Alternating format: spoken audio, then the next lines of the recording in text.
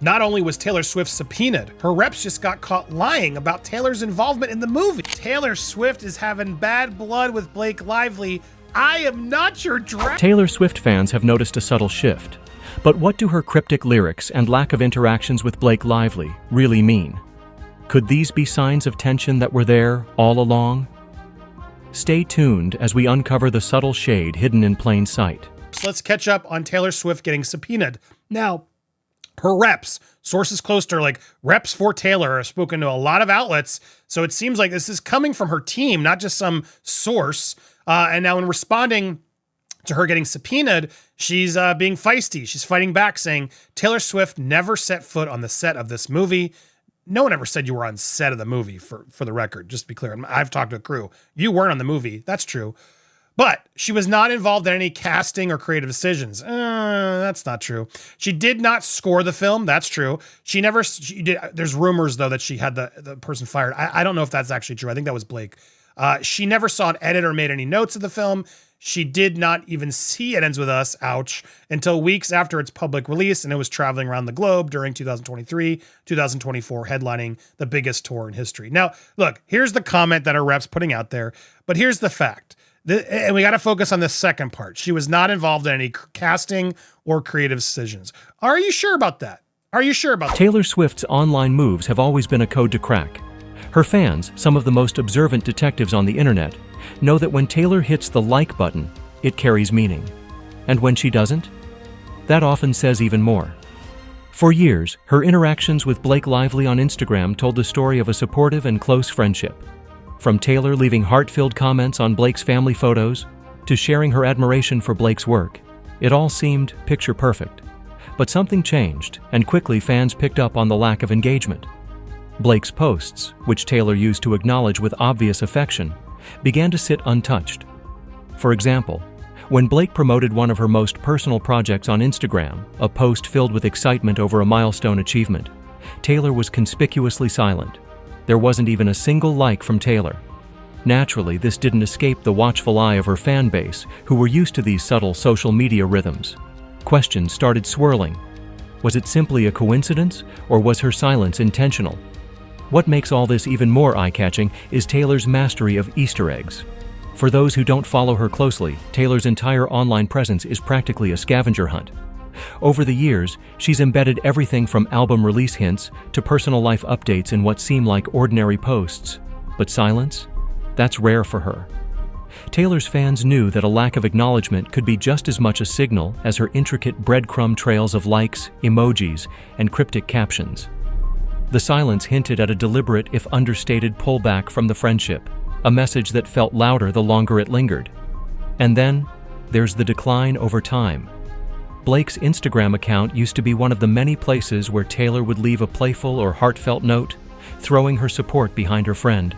Whether it was commenting on Blake's quirky sense of humor or gushing over her kids' cute Halloween costumes, Taylor seemed to take joy in being part of these public moments. But as the interactions dwindled, the void became impossible to ignore. Fans even began comparing timestamps of when Blake would post something big and when Taylor would visibly engage, or rather not engage, with similar excitement elsewhere. One particularly telling moment came when Blake shared a series of joyful updates about her family life, a theme that Taylor had lovingly acknowledged in the past. This time, though, nothing. Not a single Taylor comment or reaction. For someone known for being outwardly supportive of her friends' milestones, it was an absence that spoke volumes. Could these online shifts mirror something deeper behind the scenes? For fans, the connection seemed obvious.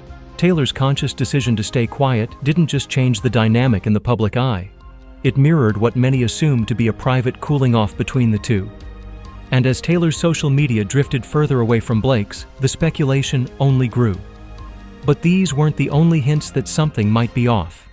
If Taylor's changes in clicks and comments hinted at a growing distance, her real-life friend group choices were about to say it even louder. Beautiful summer movie, but we didn't have any budget. So it feels like it feels like a big, beautiful summer movie, but like we didn't have any budget. So there were a lot of favors and a lot of begging, and your knees for Taylor? I mean, honestly, she was with me on this experience the whole time. The whole time Taylor was with her on this experience. Now, I don't know how true that is, because we know Blake likes to overextend how much Taylor actually does for her. But this is Blake now putting it on the record. Taylor was involved the whole time. So if you're mad at anybody, be mad at Blake. All throughout it. So like she really lived this with me. She lived this with me all throughout it. Yeah, she was, she's a person who shows up for you. And I'm she shows up for you. So grateful to have her love and support. That love and that support. So no, you can't be mad at Brian Freeman or Justin for being subpoenaed Taylor. It's all this girl. It's all this girl. And again, echoed again by Blake herself. Did you see the movie and say, please use this? Is the music. Cheers, Ricochet. Everybody knows you and Taylor are best pals. So did you go to her and say, would you do something, or did she see the movie and say, please use this song? I mean, she was so perfect. She was with me throughout this whole process. So I think that, for better or worse, she was, experienced the whole thing with me. So she experienced the whole thing with me. Now, these are talking points that Blake is saying. Where I will defend Taylor a little bit is I don't know how much I believe Blake. Let's be honest. Blake clearly likes to talk up a big game about how much her friends are involved. And so the reality check is, was Taylor that involved? I don't know. That's literally what we're trying to figure out. That's what the deposition's for. All of this is to find out how much is Blake really telling the truth. I suspect Blake's not telling the full truth, and Taylor wasn't as involved as everyone thinks. Everyone wants to vilify Taylor. Go ahead, do what you want. I'm going to keep my focus on Blake, who is clearly a snake. And I do think Taylor wasn't really as aware of how snaky Blake was. Snake Live. Taylor Swift's squad isn't just a friend group. It's a cultural phenomenon.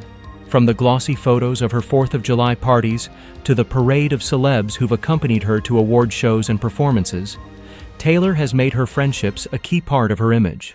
But here's the thing about her inner circle: it never stays the same for long.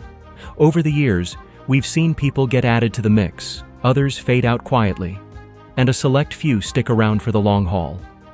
And for a while, Blake Lively seemed like she was securely part of Taylor's closest crew. Blake was once front and center in Taylor's world. Their seemingly inseparable bond took fans by surprise, considering Blake wasn't part of Taylor's initial squad lineup back in 2015. But once they connected, their friendship had a charm of its own. The two vacationed together, celebrated birthdays, and even collaborated on projects in unexpected ways. Like the time Taylor used Blake's kids' voices on her track, Gorgeous. They weren't just friends, they were family. But as Taylor's inner circle began shifting in new directions, people couldn't help but notice that Blake seemed to be more and more absent. A glaring example of this came during one of Taylor's star-studded parties. Fans scrolled through photo after photo of Taylor laughing alongside her usual crew. Selena Gomez, the Haim sisters, and some newer faces in her life like Sabrina Carpenter. But Blake, nowhere to be seen. Given how prominent Blake used to be at these events, her absence from such a key gathering didn't exactly go unnoticed. This wasn't one isolated event either. It marked the start of a pattern. Every time Taylor hosted a major celebration or was spotted bonding with friends on social media, Blake seemed to be left out of the frame. And Taylor is no stranger to talking about how she navigates her friendships, though she rarely names names. In interviews, she's hinted that her relationships evolve based on trust, loyalty, and mutual support. In one instance, she said, "I've really learned the importance of being very selective about who you let into your life." It's a statement that feels like it might carry extra weight when you factor in recent events. Fans couldn't help but wonder if Blake had fallen on the other side of that selectiveness. One thing about Taylor is clear: when she moves on from someone, she does it intentionally and with subtle signals that rarely go unnoticed.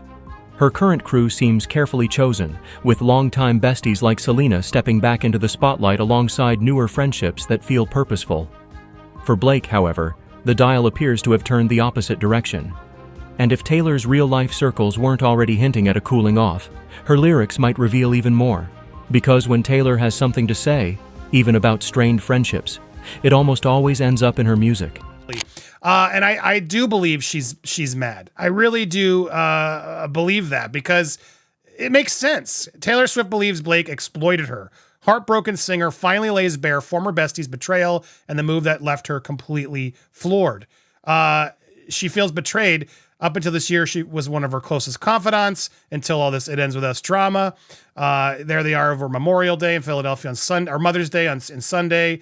Here's Blake smiling, really such show. She's so depressed and can't leave the house, yet she's always photographed outside the house. But the whole saga left Swift feeling used, and she took a step back from the relationship. While all parties denied the allegations against them, the ugly suggestion is that Swift had more involvement in the production, but she would like people to know. It has been claimed that she personally approved the casting of Isabella. Swift firmly denies that. Speculation that Taylor chose young Lily in casting is untrue. This subpoena delves into events and things that did not occur. Now, she could have saw a tape and said, she looks great. That doesn't mean she cast young Lily. People jump to those conclusions, and let's be honest, Blake might have been there with Taylor watching tapes and Taylor suggested, oh yeah, she looks like you. That doesn't mean she cast Lily. That just means she chimed in. And I do believe she chimed in. That doesn't mean she's the casting director and that she picked Isabella out of the headshots. There's a lot of steps that got Isabella there, and she may have just watched the tape, right? And my point being, that's going to make Taylor even more upset that now she's been roped into this thing because of Blake's quotes. She was with me the whole time. I don't know if I believe it. I really don't. Here's the same person chiming in from her reps. She never set foot. She had never any involvement, as we saw that. She had the connection to Taylor had the film was permitting the use of one song, My Tears Ricochet.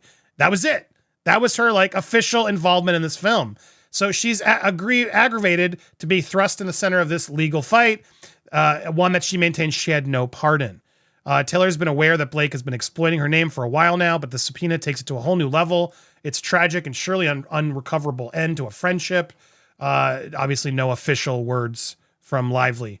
But that's where all this comes from. That's what this all is. So look, I'm still on the fence about what actually happened here. I'm all up for this deposition because I want to see what she says under oath. But my sneaking suspicions, she's not as involved as everyone wants her to be. A lot of people just want to hate on Taylor and say she's the puppet master in this. No, it's clearly Blake. Blake was using her. Blake overextended and said how much Taylor was there for the marketing of the film. Yeah, Taylor's involved. Taylor Swift's music has always been the ultimate decoder ring for her personal life. Over the years, fans have come to expect her albums to offer subtle, yet unmistakable glimpses into her emotions, relationships, and connections, whether she's writing about heartbreak, triumph, or the complexities of friendship. What's interesting is how these songs have become a sort of open diary without ever naming names. But now, some fans are wondering, could Blake Lively have been silently woven into the threads of her recent work? The timing of some lyrics, paired with Blake's public controversies, has sparked theories that suggest the tension between them might be hidden within Taylor's words. One song that raised eyebrows is You're on Your Own, Kid from Taylor's Midnight's album. The track touches on themes of realizing you can't rely on everyone, and some of the lines feel eerily personal. One that struck fans. I gave my blood, sweat, and tears for this. I hosted parties and starved my body. I looked around in a blood-soaked gown, and I saw something they can't take away. It's a multi-layered lyric, but fans noted how it could point to past friendships or connections that seemed glittering on the surface but were ultimately unfulfilling or even toxic. Could it possibly reflect frustrations with someone in her inner circle who no longer measures up to her loyalty? The song's release occurred just as Blake faced backlash for some tone-deaf comments in interviews, leading people to wonder if Taylor's words echoed those moments. Another standout is the track The Great War, which explores a sense of betrayal, but not in a romantic sense. It almost feels like the story of a friendship fracture. Lyrics like, maybe it was ego swinging, maybe it was her, flashes of the battle come back to me in a blur, have left fans piecing together potential meanings. One theory? This could line up with a time when Taylor and Blake's public friendship began to dwindle, especially around the same period as their fading social media interactions. It's subtle, almost maddeningly so, but with Taylor, few things are left to chance. Perhaps the clearest clue lives in how these lyrics exist, without clarity. Taylor has always been known for leaving just enough ambiguity to keep us guessing. Her songs are designed to feel personal to anyone, giving fans moments to project their own emotional connections onto her words. It's genius, really, because Taylor never confirms or denies where the inspiration came from. For Blake, if these theories are even partially correct, This vagueness might have been an intentional move on Taylor's part, essentially reflecting what she does best, saying everything without directly pointing fingers. The timing of these songs can't be ignored either, as most were released after moments when Blake and Taylor stopped being spotted together or engaging publicly. Off-stage, Taylor's silence amplified what she seemed to be humming between the notes, a growing distance, possibly even hurt. And just like that, music told the story her words never directly would. But of course, even off the record, Taylor's actions might speak even louder. People are putting snake emojis. Taylor hates snakes. Kim Kardashian, all these people who manipulate her, she doesn't want that in her life. People who are using her. She feels like she was leveraging her name. As we reported, there was a critical meeting at Blake and Ryan's penthouse with Justin to discuss a scene that Blake had rewritten for It Ends With Us. Justin has said the meeting got super heated and he felt ambushed because Ryan and Taylor showed up. But a well-connected source close to Taylor tells TMZ Taylor came to Blake's apartment at the time Blake told her to, not knowing anyone else would be there. In other words, Taylor had no idea there'd be a meeting going on. And I wonder if Taylor knows all this editing nonsense of Blake refusing to let Justin make his movie and I'm not going to give you Taylor's song. I'm not going to give you Taylor's song. You mean girl bully. If this is real, Blake Lively, you deserve all of this. This is a reckoning she needs to hear. This isn't bullying. This isn't harassment. This is accountability, girl. Whew. I hope this is true. Taylor had no idea there'd be a meeting there. We've heard that, but sources go on to say Justin was about to leave after the 2-hour meeting as Taylor walked in, and she was introduced to him for the first time and only time. We're told all Taylor said to Justin was how excited she was to see the movie because he was her friend's boss. Our sources say Taylor believes Blake timed her meeting with Justin so Taylor would arrive before he left and is baffled by Blake later characterizing her as her dragon. The source adds, it's weird to say that about a friend. Yes, 100,000%. Taylor Swift has always been the friend who shows up. Whether it's defending Selena Gomez against body shamers or standing behind Gigi Hadid during personal struggles, Taylor has built a reputation as someone who doesn't hesitate to throw her voice and influence behind her closest connections. For years, she's proven this loyalty time and time again, loudly applauding milestones or stepping in during controversies. But here's where things shifted. When Blake Lively faced moments that would normally invite Taylor's public support, she said nothing. Take Blake's brief but heated controversy in 2016, when her Instagram post referencing the old-school California girls stereotype from Baby Got Back sparked backlash for being racially insensitive. The internet was in an uproar, debating whether Blake's caption was a completely oblivious blunder or something worse. Around that same time, Taylor was known for snapping to the defense of her friends, whether they were facing online hate or personal dramas. Yet, when it came to Blake, Taylor didn't even tap like on the post, let alone jump into the conversation. It wasn't just the silence that caught people's attention. It was how it contrasted with her proven history of speaking up. Consider the moment when another close friend of Taylor's came under scrutiny for a smaller misunderstanding. Taylor was quick to post words of encouragement, using her social media following as a shield to drown out negativity. For Blake, though, there was no Instagram shoutout, no cryptic lyric of support, and absolutely no public commentary. The absence felt deliberate, especially in a world where a simple act like retweeting can shift an entire narrative. This wasn't just about one controversy either. Fans couldn't help but point out how Taylor, known for celebrating even the smallest wins of her inner circle, stayed quiet when Blake made strides in her directorial debut. Typically, Taylor would shower a friend with public recognition, calling their work brilliant, urging her fans to check it out. But when Blake stepped into the director's chair for a major project, Taylor's omission stood out like a missing puzzle piece. No congratulations post, no hype, not even a shadow of acknowledgement in interviews or public appearances. By now, the pattern had started to feel impossible to miss. Was this Taylor subtly distancing herself? Or had maintaining a low profile become more important than rallying behind Blake? Theories ranged from disapproval of Blake's actions to pure self-preservation. Avoiding unnecessary drama was largely how Taylor emerged from her reputation-era backlash. But whatever the reality, her choice to stay silent spoke volumes about the state of their friendship. Sometimes silence isn't indifference. It can be the sharpest, most deliberate statement of all. And if silence wasn't already sending a clear enough message, everything from their recent appearances together, or lack thereof, added fuel to the speculation. Because sometimes it's not what you say, it's what you don't say. Body language can be an open book if you know how to read it. And when it comes to Taylor Swift and Blake Lively, their public appearances seem to reveal a story far beyond what they've said, or haven't said, out loud. Even in celebrity friendships, actions often speak louder than the carefully curated Instagram posts or the occasional shout-out. And that's exactly what Taylor and Blake's body language seems to hint at. An evolution from easy camaraderie to something less connected, less personal, and perhaps less genuine. When their friendship was at its peak, Taylor and Blake looked inseparable during the rare times they were spotted together. The smiles? Completely unguarded. The body posture? Relaxed, like they were totally at ease. In those early days, any photo of the two of them together practically screamed best friends. Take, for example, that iconic vacation shot. Taylor draped in her signature red, white, and blue 4th of July aesthetic, laughing alongside a carefree Blake. Fans loved these moments, not just because they seemed close, but because there was no awkwardness. Everything about their interactions felt comfortable and natural. But fast forward a few years, and those easy, unspoken dynamics started to feel off. One of the most notable moments that sparked speculation came at a red carpet event where the two crossed paths. Side by side, the once effortless chemistry was oddly muted.